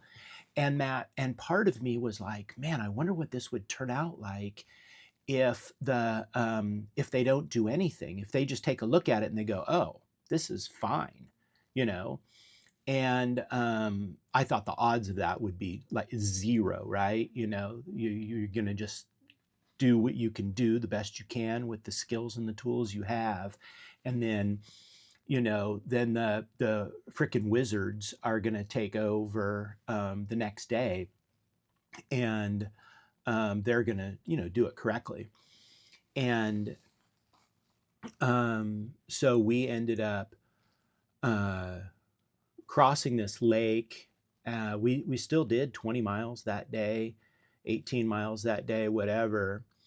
And so we found a really nice spot to camp. It was cold, and it's one of these situations where you come into camp and you've just walked across a lake for like, the lake is like, it's like 100 yards of water, and they have put in, stepping stones across it. So it's generally 2 feet deep or whatever, but it's only up to your shins because you can kind of hop from rock to rock to get across the lowlands between like two lakes.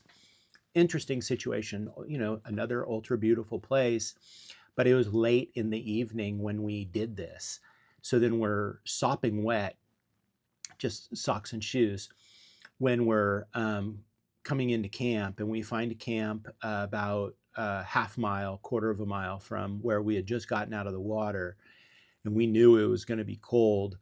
And so we set up our stuff and made sure he was warm and everything. He was solid. He was totally good. And we checked on the suture thing. And I had also had like a 3 inch, or probably a 2 inch by 3 inch bandage that covered it.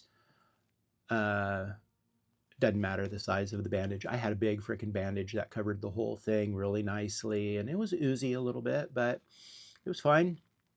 He put his beanie on, kept himself warm, and it was really funny because that evening after we had had dinner and stuff, here comes this one really funny guy who was finishing up his Triple Crown, and they had all eaten a bunch of psychedelic mushrooms up on the top of, I think it's called Silver Pass. They had come out of EVR also, and they're like, hey, can we camp here? And we're like, yeah, for sure. And it was really sweet because a couple of them had never eaten psychedelics before, and they were tripping and they were having such a good time, but they, some of them were pretty confused about how to set stuff up. It was absolutely adorable. And so anyway, they provided some fun evening antics. And but it was one of those mornings. The next morning we get up and everything, like socks and shoes, socks not so much, because I probably wrung them out and had them with me or something, kind of kept them. I had an extra pair of socks, so I had dry socks, but my shoes were frozen solid. And so it's just one of those mornings where it's like 5 a.m., the sun isn't really up, and it's like, I'm really going to go and tangle with this. It's just like, it's just how it is. There's no getting around it. It's just rough sometimes, but it's all good. And so anyway, we trudged off and we did another 8 or 11 miles, whatever it was, to the bifurcation of the PCT and the trail to Mammoth. And he was going into Mammoth, but it was obvious that I didn't need to go to Mammoth with him. And he was really concerned about insurance and how much it was going to cost and all this kind of stuff. And he's like, what do you think is going to happen? And I'm like, I think one of two things are going to happen. Either you're going to show up there, they're going to do a bunch of work on your face, and they're going to bill your insurance, and you've got insurance, and don't worry about that. They're going to take care of you. These people they're going to be good. This is freaking, a hospital in Mammoth. How many mountain bikers, trail runners, skiers get damaged every single day? They're going to be fantastic at this stuff. And I'm like, or they're going to take one look at it and tell you to leave, and there won't even be a bill. And then we kind of laughed because we knew that wasn't going to happen.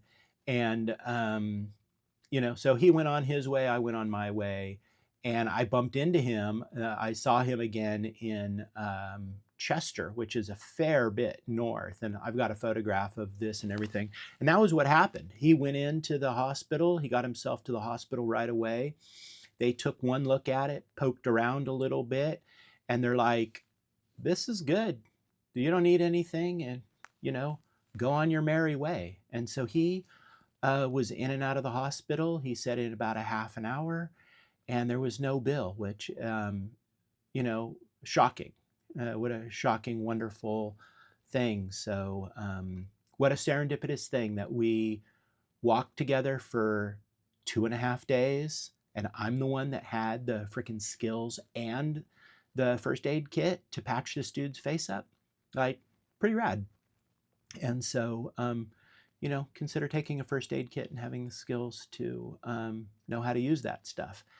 And I can't believe I have not bought more of that suture material since I've been home. That's a good reminder for me to do that. So that's the story of Bobcat whapping his face on a rock and handling it like you would expect a strong German to do.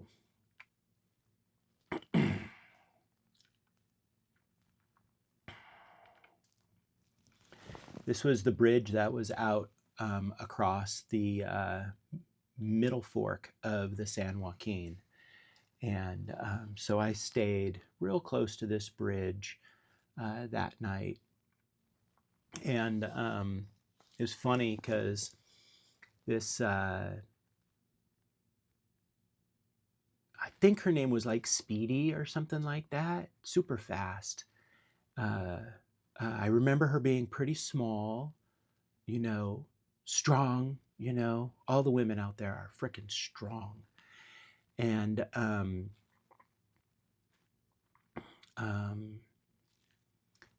and we had a conversation, and she was like, she camped maybe, we camped maybe 80 or 100 feet apart from each other, but we had dinner together at a picnic table. And I wandered off to go use the restroom, and she's like, what kind of birds are those? And I'm like, oh, those are Stellar Jays. And they're half criminal, right? They're like ravens and coyotes, like they'll steal your stuff. And so I'm like, yeah, make sure you have all your stuff kind of tidied up around your camp and stuff like this, because anything shiny or anything that they can carry, they'll swoop in and they'll grab it. And she's like, oh, good to know. She's like, oh, they're really neat. And I'm like, oh yeah, they're one of my favorite birds. And and I had said something about that, and then I walked off, and then she went over to do something at her tent or whatever. And I come back, and my 2 packets of coffee that I had rubber band together like Starbucks Via coffee, they were gone. And I'm like, oh, that is so funny. I was just mentioning to this young lady to like make sure you have all your stuff kind of handled and stored away. And that frickin' bird came and swiped my coffee, and I really like coffee. And and I'm like, oh, that rat. And after maybe 3 or 4 minutes of just laughing at myself, I look over on the ground, and the two packages were over underneath a tree, and it had holes pecked in it. So the bird had swiped it in the time that I walked like 100 yards to use a bathroom and then come back. So what, 4 or 5 minutes? I come back, and she grabbed it, went up into the tree, got into my coffee, sampled the coffee, and was like, oh, this is awful, and then just dropped it back down onto the ground. So I went and picked it up, and it was perfectly usable the next morning. So anyway, that was a story from that campground there on the Middle Fork of the San Joaquin. I had heard stories of people crossing this, but I don't know. That's beyond my scary nervousness level. So I'm making my way up to Thousand Island Lakes. This is just some of that scenery. So I'm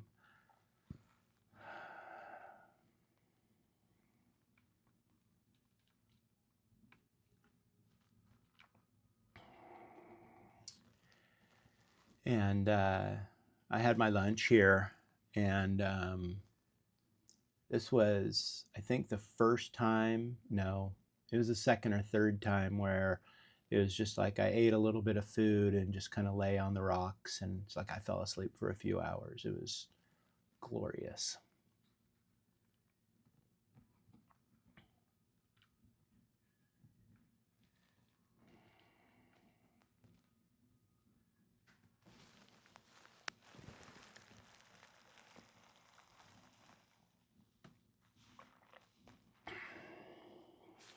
This is the kind of structures that I really wish that some agency would put more effort into.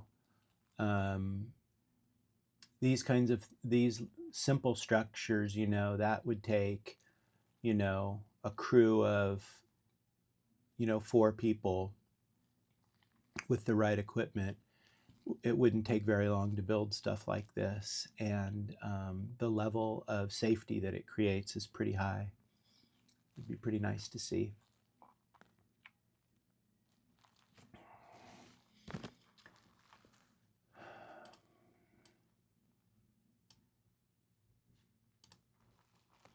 This is one place that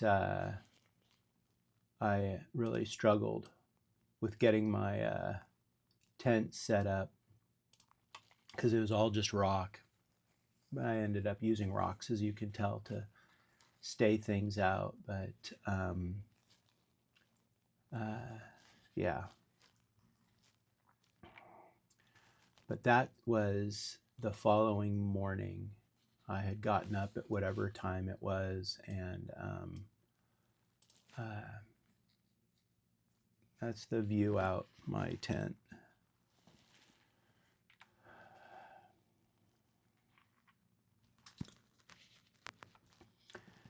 This is, it's unfortunate. Later on in the trip, I start taking notes on the pictures themselves of the names of the people that I'm meeting.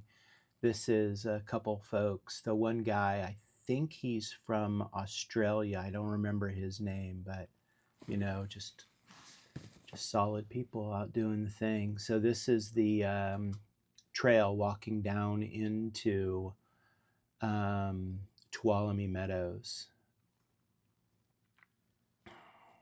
It's 7 or 8 miles of just dead flat, super fast, cruisy trail. This is my wife It looks like she is like preparing to, I don't know, maybe, I don't know, somehow this got into the photo show, so that's perfect. That's perfect. I'll bet she just snapped a photo and had that on her phone. I integrated her pictures, the kids' pictures, and my pictures all together and then organized them by time. So that's how that would get in there. This is coming out of Tuolumne Meadows on some of these just giant slabs of rock. That was a wonderful section of trail coming out of Tuolumne Meadows, and moving, continuing on north. It's really flat and really stunning river that you walk along. This is the Tuolumne River. Gosh, yeah, see, same thing. It's like I just can't remember their names. You just meet so many wonderful people out there, and you chat with them and walk with them for 2 hours or 6 hours, whatever it happens to be. But one of you is going a little bit further than the other, and so then, hey, have a good rest of your trip, whatever. And sometimes you see them again, and sometimes you don't.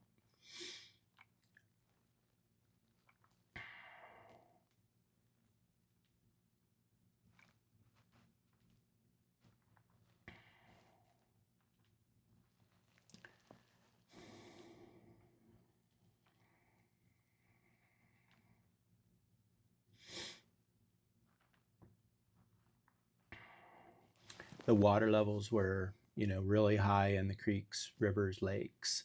And so this is the PCT it's just flooded out. The lake is just so high that it's up into the trail. And so then you're doing a lot of bushwhacking around it and stuff like that. You get pretty muddy. This is just a cabin, for a ranger cabin. There's a surprising number of these ranger cabins out there.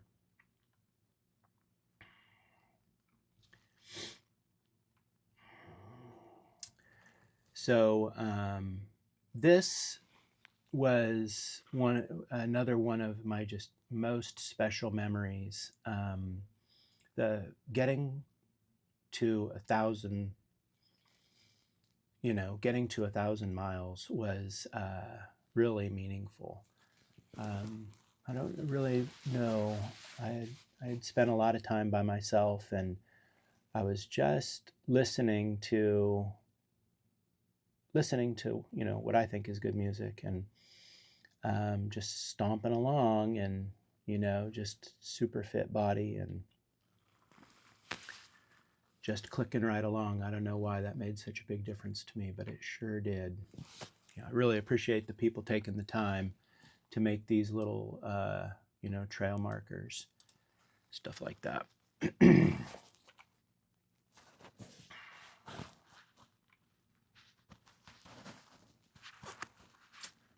Right, how beautiful is that?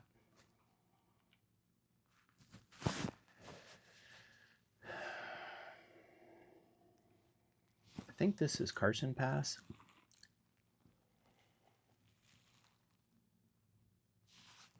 I think it's Carson Pass.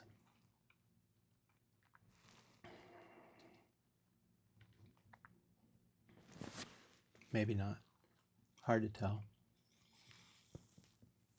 You walk out this ridge forever and a day. You just think it's going to end. It just doesn't. You just walk on this ridge, walk across snow fields.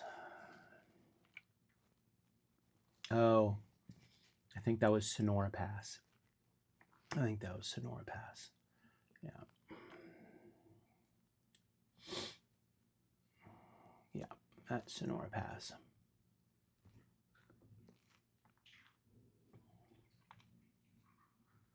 I'm going to end up walking right through all of that, and then you'll be able to see the trail in a minute.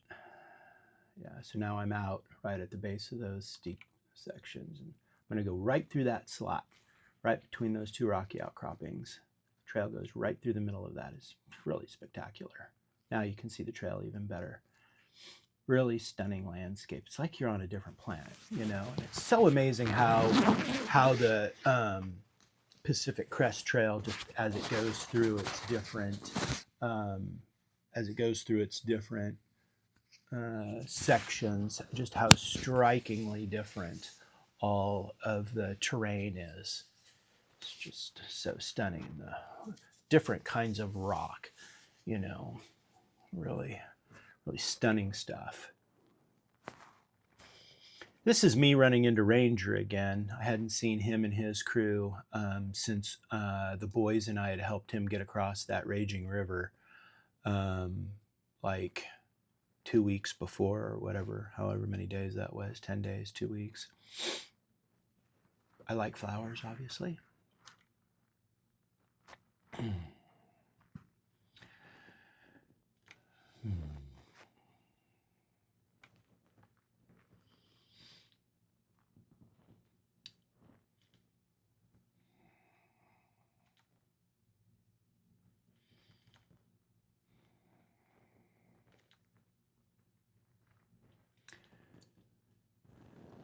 Okay, so this is coming across Highway 88, 88, I think, Carson Pass, maybe 89. Gosh, I don't know. But there was a ranger station there. Okay, so that's at Highway 4. So that's like later that day. The gentleman from Japan,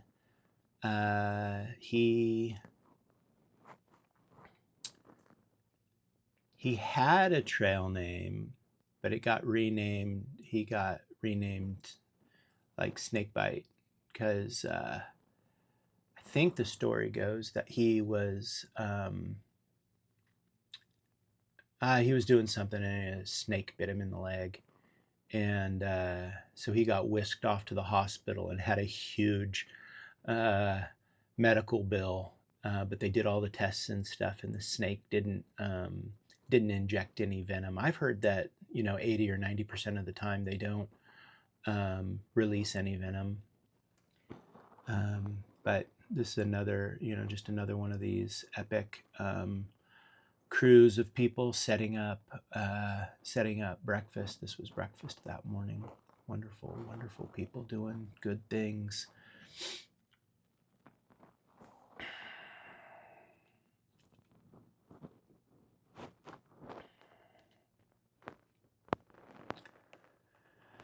In 2020, my wife fell down that slit. It's long. It's really long. Big fall of little consequence. She was able to navigate her way down it. You can see the trail as the trail crosses right at the top of that. This year, people had whittled away a trail just above the highest point of snow that you can see, and you could walk barely around the top of it and then get right back on the trail that you can barely see in that photo. So when I recognized that from their series of photographs.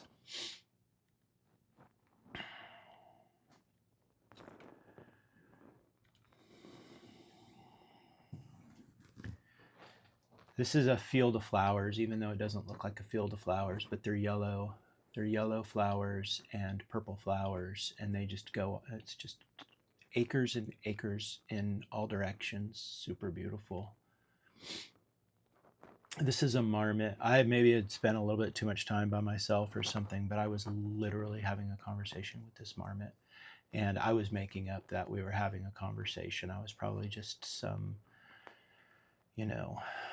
vagabond, entertaining myself or whatever. But it was, it's such a neat mental space that you enter into after days of being alone in beauty. It's a really wonderful, wonderful space. I'm not too sure you enter that space if you have anybody with you. It's a different thing if you're alone. Yeah. Okay, so that's Bobcat, myself, and another German lady. So this is the Carson Pass ranger station. So I think that's Highway 88. It's 88 or 89. And so that's nice that we got a photograph. And that was, I guess, when I got to hear the stories and stuff like that. But I didn't get a picture of his, uh, you know, very healed up kind of thing. He had a hat on and stuff like that. So, yeah. Okay, so this is a sign, I think, a very tacky sign. It will last a long time though, so we can appreciate it for what it is, but it's just like totally plastic. And so I have left Carson Pass and I am moving towards Echo Summit, where I'm gonna get picked up and whisked home for a day or two. Um, and but you can see the PCT sign and the Tahoe Rim sign. So this is where the two trails come together. And I had done the Tahoe Rim Trail a couple years or a year before the PCT.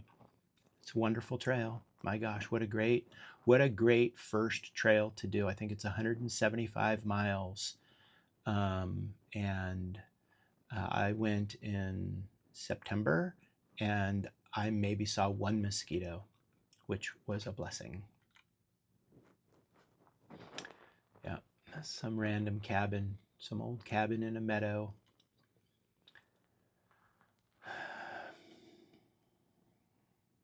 That's right. Naomi parked the car at somewhere right there at Highway 50, and then she put her shoes on and she jogged out towards me. I think she made it 8 or 10 miles to where we joined up together. So this is her just getting some water. We've get to say hi to each other and mosey on back to wherever the car was. Oh, that's right. I got whisked off trail because our neighbor was having her 40th birthday party. So she whisked me home for a couple days so that we could go to her 40th birthday party. So happy birthday, Jessica. This is her. This is her husband singing a song for her.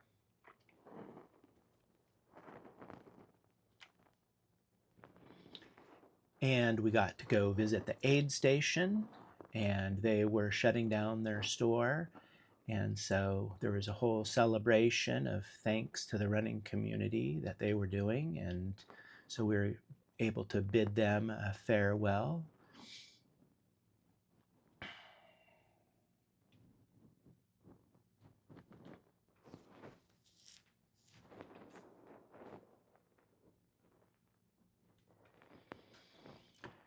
This is Lake Aloha. My son Kai dropped me off at Echo Lakes. And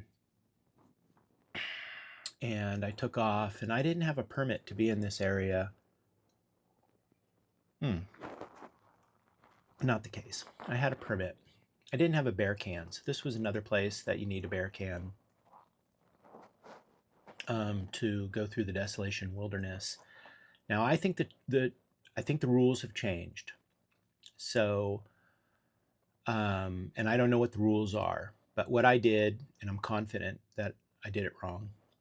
I thought that if you didn't camp inside of Desolation Wilderness, then you don't need a bear can. I had done it this way when I did the Tahoe Rim Trail. Worked out completely fine, but I think the rules have changed. So anyway, you'll do better than me on that one. But anyway, I had to do, I think, 29 miles that day, and this is just more epically good country. Desolation Wilderness is absolutely spectacular. It's not very steep, so you can make miles really easy.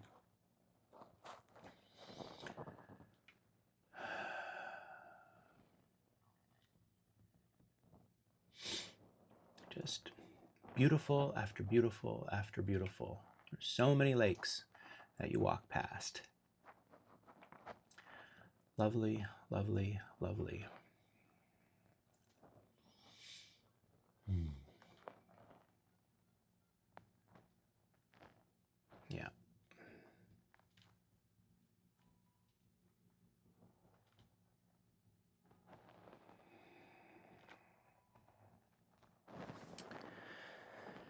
This looks like I have left the Tahoe Rim Trail and I'm moving towards Sugar Bowl, Donner Summit. Well, Donner Ski Ranch. It's not Donner Summit. It's Old Highway 40, and at Old Highway 40 at Donner Ski Ranch, they have a restaurant, and they give hikers, if you show them your permit, they will hand you a 40-ounce malt liquor. Like, how long had it been since I had drank a 40-ounce malt liquor, right? So this is me getting close to Sugar Bowl.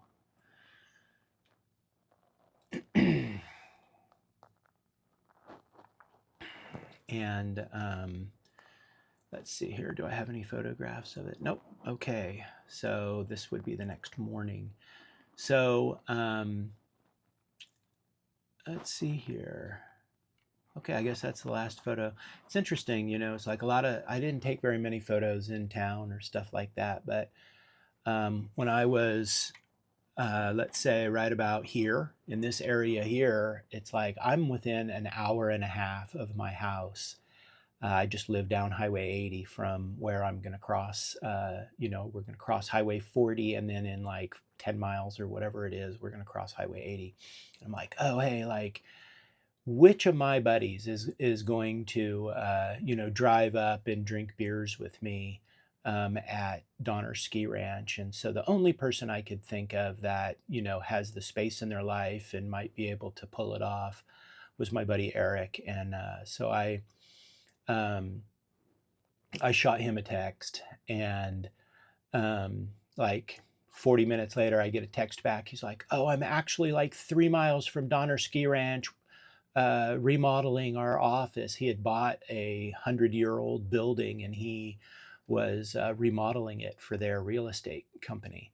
And so he's like, "Yeah, I think I could get that to work." He's like, "When are you going to get there?" And I'm like, "Oh, I'm going to be there in about an hour or whatever."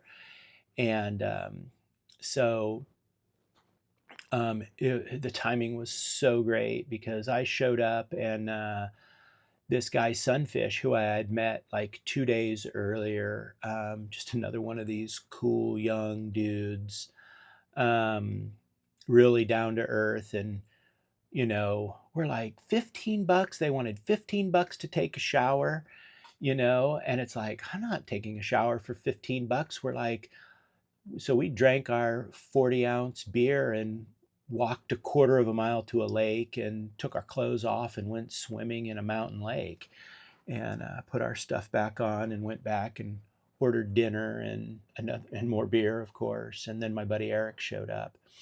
And so then we got to have a really, you know, good time together. And what was supposed to happen was, and what did happen eventually that day was that our younger son, Teo, was going to drive Naomi up and drop her off. And she was going to join me for the next, 100 plus 140 miles or something like that. We were going to get to have our 29th anniversary together. And,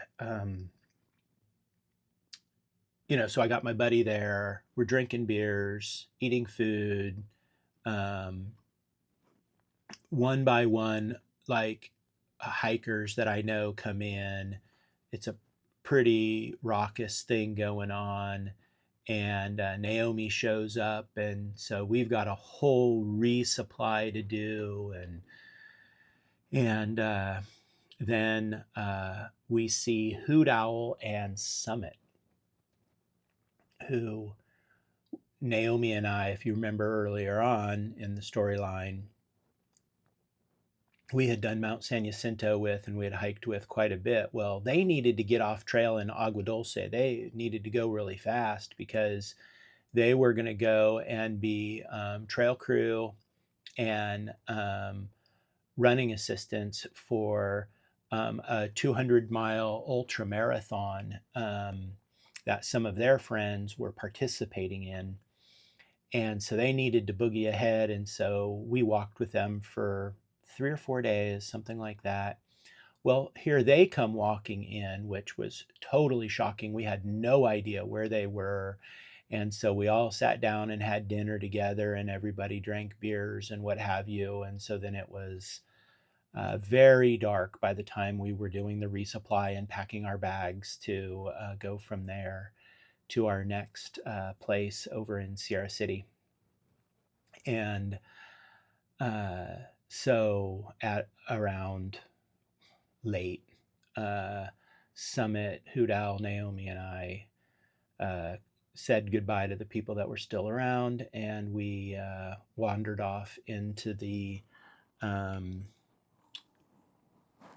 wandered off um, uh, into the night. And so this is a pretty common thing for us to do, as far as just like having an itinerary at the mile markers and these kinds of things, because we have this, you know, you're just trying to structure things, get an idea of things. And it's one of the biggest things that I've personally found that really um, messes up a trip, is having an itinerary and not allowing for any flexibility in it. That can really wreck a trip. And so this is Naomi's and my first morning on trail again together for the second time. She's gonna, I don't know how many miles she did with me this second time, but this is me. Obviously, I must be making coffee because that's me. That's my bag. So that's me. And so I'm definitely making coffee. And so we'll probably leave it there, and we'll pick things up tomorrow.